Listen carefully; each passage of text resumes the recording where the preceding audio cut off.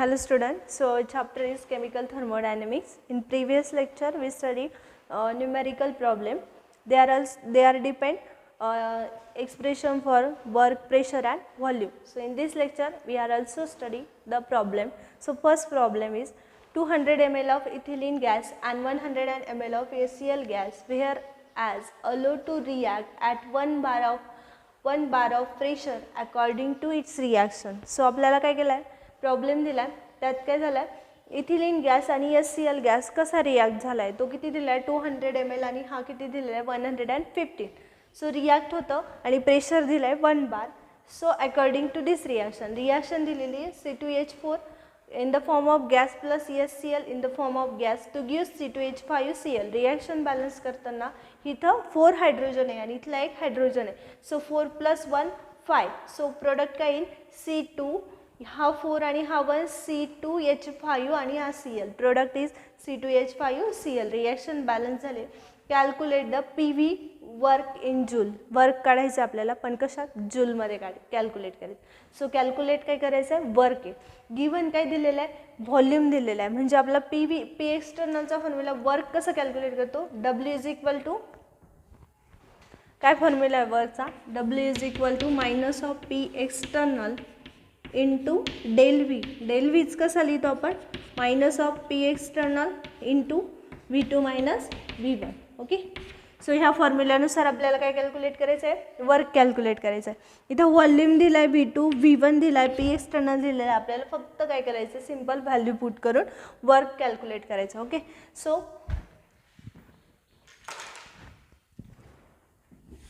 Given काय ते लिहून घेऊ. First of all 1 bar. Pressure कशात मोजतो आपण बारमध्ये. सो प्रेशर काय येईल pressure is equal to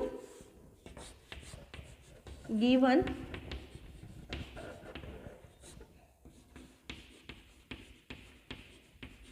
pressure किती दिला आहे 1 बार. ओके. सो काय दिलं आपल्याला आणखीन व्हॉल्यूम दिलेलं आहे 115 ml आणि 200 ml.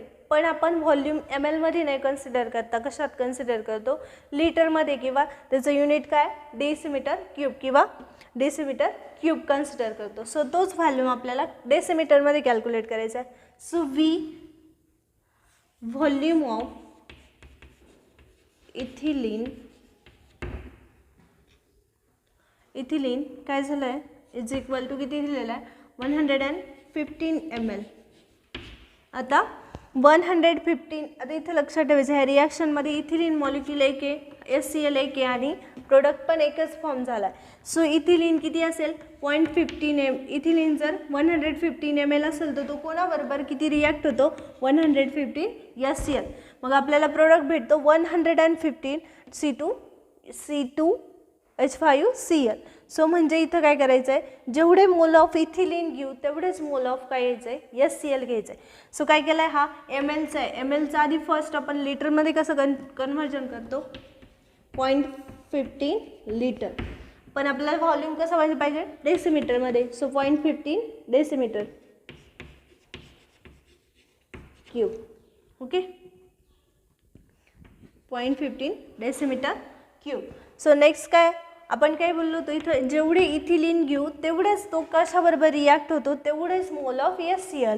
So volume of HCl काय येईल volume of HCl is equal to again 115 ml HCl घेतलं त्याचं कन्व्हर्जन लिटरमध्ये केलं 0.15 ml आणि त्याचं डेसिमीटरमध्ये केलं 0.15 डेसिमीटर क्यूब. गिव्हन काय दिलं आहे V इथिलीन आणि V HCl. सो आपल्याला कॅल्क्युलेट करायचं आहे किती प्रमाणात रिॲक्टंट मॉलिक्यूल इन्व्हॉल्व झाले. सो नेक्स्ट काय आपण रिॲक्टंट कसा कॅल्क्युलेट करतो हे काय C2H5 आणि HCl काय रिॲक्टंट. सो सिम्पल रिॲक्टंटमध्ये काय होईल या दोघांची ॲडिशन होईल. So V reactant is equal to काय येईल इज इक्वल टू काय 0.15 decimetre cube plus 0.15 decimetre cube plus 0.15 decimetre cube काय येईल 0.50 plus 0.50 is equal to 0.3 decimeter cube. Okay 0.3 decimeter cube. So आता आपल्याला व्हॉल्यूम ऑफ प्रोडक्ट काढायचं आहे. प्रोडक्ट काय C2H5, जेवढे काय बोलले ते जेवढे इथिलीन झाले तेवढेच HCl रिॲक्ट झाले आणि मग तेवढे टोटल तेवढेच काय झाला प्रोडक्ट फॉर्म झाला. मग आपल्याला व्हॉल्यूम ऑफ इथिलीन किती दिलेलं आहे, रिॲक्टंटचा किती येईल 0.15. सो व्ही प्रोडक्टचा काय येईल, sorry product is equal to 0.15 decimetre cube. काय भेटलं, V reactant and V product. आपण याला व्ही इनिशियल म्हणू आणि व्ही फायनल म्हणू, initial and V final. So आपल्याला काय कॅल्क्युलेट करायचं आहे, वर्क कॅल्क्युलेट करायचं आहे. सो वर्कचा फॉर्म्युला काय, work is equal to minus P external into directly ते V2 मायनस V1. हेच काय करू शकतो, del V. Put the value in this equation. V2 काय असेल आपला, वर्क इज इक्वल टू काय होईल, पी एक्सटर्नल काय दिलेलं आहे बघा, पी एक्सटर्नल दिलेलं आहे आपल्याला, pressure 1 bar minus of 1 bar is equal to V2 किती आपला 0.13 करायचं, 0.3 मायनस V1 किती आहे, सॉरी V2 किती दिलेला आहे 0.15 minus 0.13 decimeter cube. Okay. So काय येईल value, W is equal to simple यांची 1 bar is equal to minus 0.15 decimetre cube. Minus 0.15 कसं आलं, 15मधून 13 मायनस केले, सो किती आले मायनस 0.15. सो इकडे राईट करते नेक्स्ट स्टेप.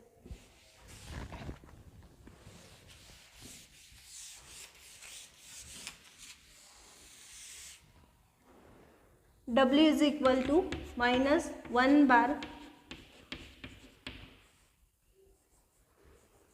1 बार काय आलं आहे मायनस 0.15 डेसिमीटर क्यूब. इथे काय झालं आहे फक्त डेसिमीटर क्यूब. आता मायनस मायनस काय होईल, प्लस होईल. मग आन्सर काय येईल, work is equal to minus minus plus 1नी ह्या 0.5ला इंटू केलं 0.15 बार डेसिमीटर क्यूब. सो आपल्याला जे क्वेश्चन विचारला होता तिथं वर्क कॅल्क्युलेट करायचं होतं, but in case of joule. कशात कॅल्क्युलेट करायचं होतं, जूल. मग आपण डेसिमीटरचं कन्वर्जन जूलमध्ये करताना here simple tricks, 1 bar decimetre cube is equal to 100. जर 1 बार डेसिमीटर क्यूब असेल तर त्याला काय करायचं आहे 100ने इंटू करायचं. सो आपल्याला त्याचं कन्वर्जन कशात भेटतं, जूलमध्ये. सो 0.15 बार डेसिमीटर क्यूब काय येईल, मग त्याला work is equal to 0.15 into 100. So work is equal to 15.0, but कसं जूलमध्ये. सो वर्क किती भेटलं 15 जूल. सो सिम्पल काय केलं आहे इन दिस प्रॉब्लेम, थोडासा लेंदी प्रॉब्लेम आहे. So 200 ml of ethylene gas घेतला, 150 ml HCl gas, whereas allowed to react 1 bar of pressure according to its reaction. So calculate the work in joule. Work काय कशात calculate करायचं आहे, जूलमध्ये. Simple reaction दिलेली होती. रिॲक्शनमध्ये जितक्या प्रमाणात 2 रिॲक्टंट मॉलिक्यूल काय होता सेम रिॲक्ट झाले म्हणून प्रोडक्ट फॉर्म झाला. म्हणून जर 200 C2H4 हा किती 115 ml रिॲक्ट झाला कशाबरोबर, HCl बरोबर, किती 115.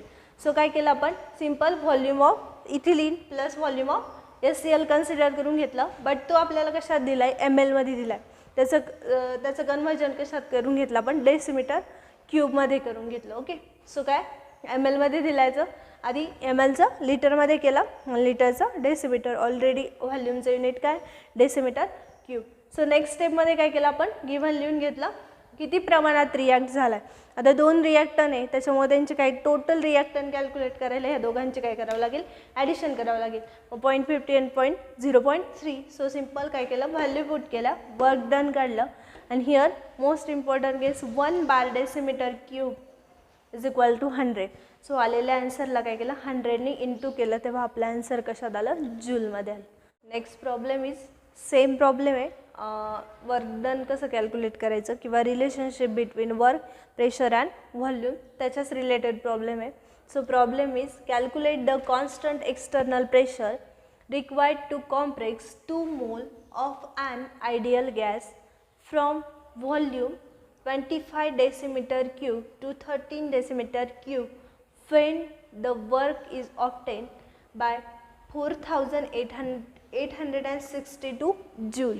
सो काय आपल्याला कॅल्क्युलेट करायला सांगितलं आहे. First of all external pressure, आपण मागचे जे प्रॉब्लेम बघितले त्यात आपण सिंपल वर्क कॅल्क्युलेट केलं, पण ह्या प्रॉब्लेममध्ये काय करायचं आपल्याला एक्सटर्नल प्रेशर कॅल्क्युलेट करायचं. त्यासाठी आपल्याला व्हॉल्यूम दिला आहे V1 V2 आणि वर्क पण दिलेलं आहे. सो आपला फॉर्म्युला काय येईल, same formula, pressure is equal to work is equal to minus of P external V2 minus V1. So first of all given लिहून घेऊ. गिव्हन काय काय दिलेलं आहे आपल्याला, वर्क दिलेलं आहे, वर्क, त्यानंतर व्हॉल्यूम आणि volume. So first is V1 काय येईल आपला 25. सो गिव्हन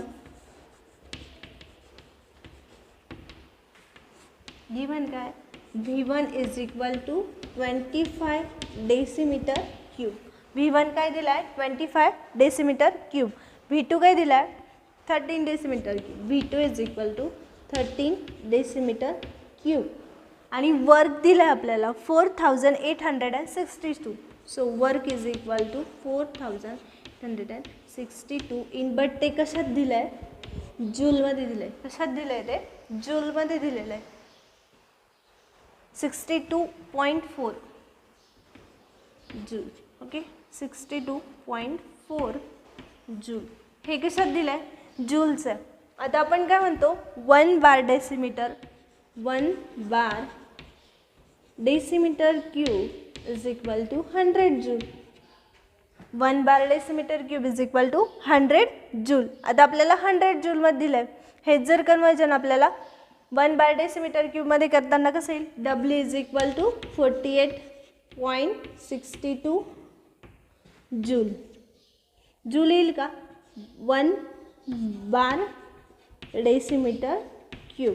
काय केलं, फक्त जूलचं कन्वर्जन कशात केलं, डेसिमीटर क्यूबमध्ये करून घेतलं, बार डेसिमीटर क्यूब. कारण जे काही वर्क असतं ते काय असतं, ते कशात कन्वर्जन करून घेतलं, बार डेसिमीटर क्यूब. सो नेक्स्ट काय दिलेलं आपल्याला V1 V2 आणि सो पुट फॉर्म्युल्यामध्ये ह्या व्हॅल्यू पुट करायच्या. फॉर्म्युला काय आपला, work is equal to P external minus P external is equal to V2 minus V1.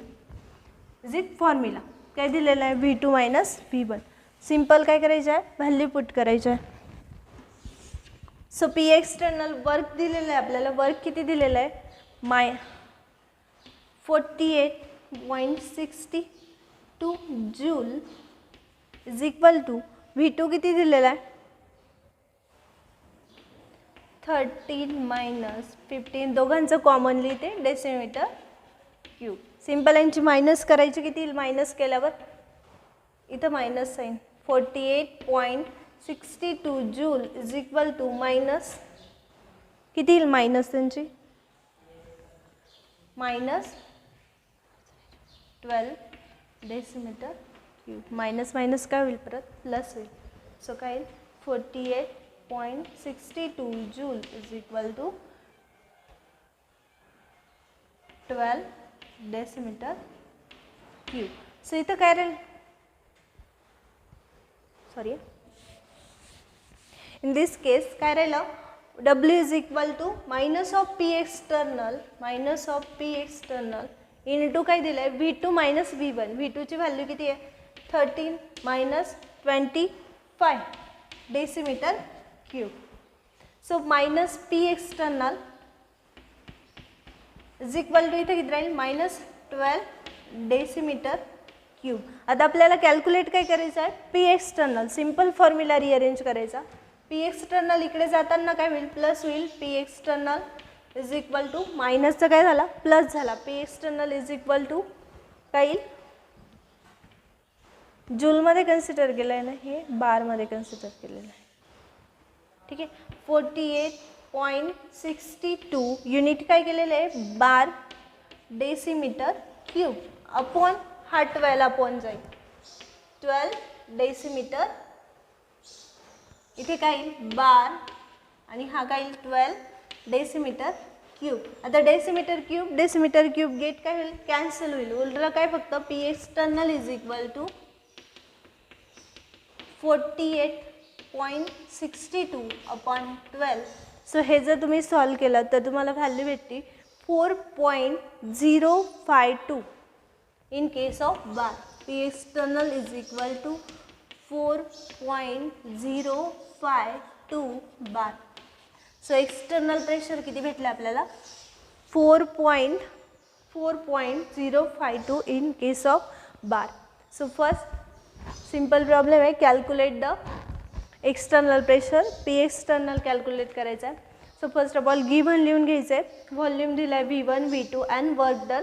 So work is equal to जे जूलमध्ये आहे त्याचं कन्वर्जन कशात करून घेतलं, बार डेसिमीटर क्यूब. कसं सॉल्व करतो आपण, 1 bar decimetre cube is equal to 100 joule. So simple त्याला काय केलं, 100ने इंटू केलं. So we get 48.62. सेम फॉर्म्युलामध्ये व्हॅल्यू पुट केल्या, फॉर्म्युला सिम्पल रिअरेंज केला. We get P external is equal to 4.052 in case of bar.